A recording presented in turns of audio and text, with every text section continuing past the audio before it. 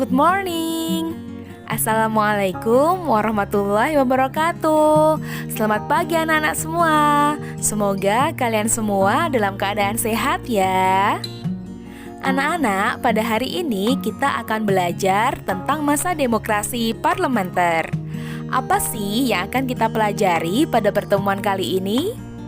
Ciao, simak baik-baik ya. Pada hari ini, kita akan belajar tentang perkembangan politik masa demokrasi parlementer. Tetapi kita akan fokus dulu ke submateri sistem pemerintahan masa demokrasi parlementer. Sudah siap ya untuk belajar hari ini? Mari kita mulai pembelajaran hari ini. Apa sih yang dimaksud dengan demokrasi parlementer itu? Ada yang tahu anak-anak semua? Demokrasi parlementer adalah suatu sistem pengorganisasian suatu negara dengan memberikan tanggung jawab kepada lembaga legislatif untuk membentuk kabinet kerja serta melakukan pemilihan presiden dan wakilnya. Sistem parlementer ini cenderung lebih dekat kepada kekuasaan yang diberikan oleh rakyat. Dan sistem ini disebut juga dengan demokrasi liberal. Masa demokrasi liberal berlangsung mulai tanggal 17 Agustus 1950 sampai dengan 6 Juli 1959. Landasan hukum negara yang digunakan adalah Undang-Undang Dasar Sementara 1950. Pada masa ini ditandai dengan banyaknya partai politik yang selalu berebut pengaruh. Sistem kabinet yang digunakan adalah Zakon Kabinet atau kabinet yang para menterinya berasal dari tokoh ahli tidak melihat latar belakang partai. Berikut adalah nama-nama kabinet pada masa demokrasi parlementer, yaitu yang pertama ada Kabinet Natsir, yang kedua Kabinet Sukiman, yang ketiga Kabinet Wilopo, yang keempat, Kabinet Ali Sastro Amijoyo I. Yang kelima, Kabinet Burhanuddin Harahap. Yang keenam, Kabinet Ali Sastro Amijoyo II. Dan yang terakhir ada Kabinet Juanda. Untuk mempermudah kalian dalam menghafalkan urutan kabinet pada masa demokrasi parlementer, Ibu sudah mempunyai singkatan yang akan membantu kalian untuk mempermudah mengingatnya. Silahkan dihafalkan ya. Untuk selanjutnya, kita bahas satu persatu kabinet pada masa demokrasi parlementer. Kabinet yang pertama adalah Kabinet Natsir. Kabinet Natsir memimpin dari tanggal 6 September 1950 sampai 21 Maret 1951. Kabinet ini merupakan kabinet koalisi yang dipimpin oleh Partai Masyumi dengan pimpinannya Muhammad Natsir. Berikut adalah program-program yang dilakukan pada saat Kabinet Natsir.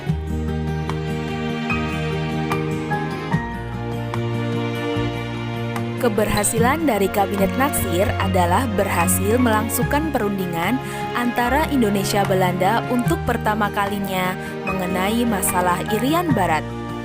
Adapun kendala yang dihadapi oleh Kabinet Natsir adalah yang pertama, upaya memperjuangkan masalah Irian Barat dengan Belanda yang mengalami jalan buntu. Yang kedua, timbulnya masalah keamanan dalam negeri, seperti pemberontakan yang hampir terjadi di seluruh wilayah Indonesia, seperti DITII, Andi Aziz, APRA, dan RMS. Berakhirnya Kabinet Natsir terjadi karena adanya mosi tidak percaya dari Partai Nasional Indonesia menyangkut pencabutan peraturan pemerintah mengenai DPRD dan DPRDS. Kabinet yang kedua adalah Kabinet Sukiman. Kabinet Sukiman berkuasa dari tanggal 27 April 1951 sampai 3 April 1952. Kabinet yang dipimpin oleh Sukiman Wiryo Sanjoyo ini merupakan koalisi antara Partai Masyumi dengan Partai Nasional Indonesia. Berikut adalah program-program yang dilakukan pada masa Kabinet Sukiman.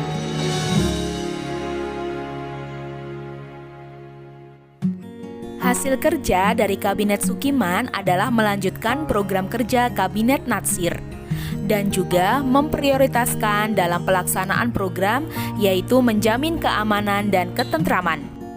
Adapun masalah yang dihadapi pada saat Kabinet Sukiman ini yaitu adanya pertukaran nota keuangan antara Menteri Luar Negeri Indonesia Subarjo dengan Duta Besar Amerika Serikat Merle Kohran mengenai pemberian bantuan ekonomi dan militer dari pemerintah Amerika kepada Indonesia. Berakhirnya Kabinet Sukiman ini karena adanya pertentangan dari Partai Masyumi dan PNI atas tindakan Sukiman, sehingga partai itu menarik dukungannya kepada Kabinet Sukiman. Kabinet yang ketiga adalah Kabinet Wilopo. Kabinet ini merupakan zakon kabinet, yaitu kabinet yang terdiri dari para pakar yang ahli dalam bidangnya. Kabinet ini berkuasa dari tanggal 3 April 1952 sampai 3 Juni 1953. Berikut adalah program kerja dari Kabinet Wilopo.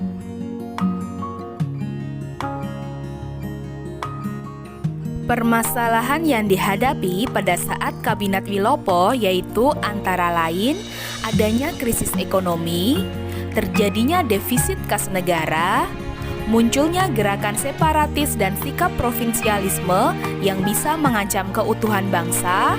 Kemudian ada upaya pemerintah untuk menempatkan TNI sebagai alat sipil, dan masalah yang terakhir yaitu munculnya peristiwa Tanjung Morawa. Berakhirnya Kabinet Wilopo terjadi akibat peristiwa Tanjung Morawa, sehingga muncul mosi tidak percaya dari Serikat Tani Indonesia terhadap Kabinet Wilopo. Kabinet yang selanjutnya adalah Kabinet Ali Sastro Amijoyo I. Kabinet yang berkuasa dari tanggal 31 Juli 1953 sampai 12 Agustus 1955 merupakan koalisi antara Partai Nasional Indonesia dengan Partai NU. Berikut adalah program-program yang dilakukan oleh Kabinet Ali Sastro Amijoyo ke-1. Adapun hasil kerja dari Kabinet Ali Sastro Amijoyo I yaitu yang pertama mempersiapkan pemilihan umum untuk memilih anggota parlemen, dan yang kedua menyelenggarakan Konferensi Asia Afrika tahun 1955. Dan kendala yang dihadapi oleh Kabinet Ali Sastro Amijoyo I antara lain menghadapi masalah keamanan di daerah yang belum juga dapat terselesaikan. Kemudian ada peristiwa tanggal 27 Juni 1955 yang menunjukkan adanya kemelut dalam tubuh TNI Angkatan Darat. Kemudian ada keadaan ekonomi yang semakin memburuk, munculnya konflik antara PNI dan NU, dan memudarnya kepercayaan rakyat terhadap pemerintah. Berakhirnya Kabinet Ali Sastro Amijoyo I yaitu karena Partai NU menarik dukungan dan menterinya dari kabinet, sehingga terjadi keretakan dalam Kabinet Ali Sastro Amijoyo I. Kabinet yang kelima adalah Kabinet Burhanuddin Harahap.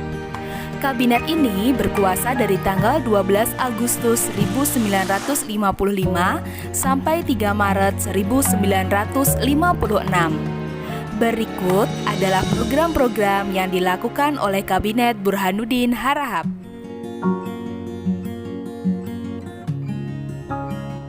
Hasil kerja dari Kabinet Burhanuddin Harahap yaitu yang pertama, penyelenggaraan pemilu pertama yang demokratis.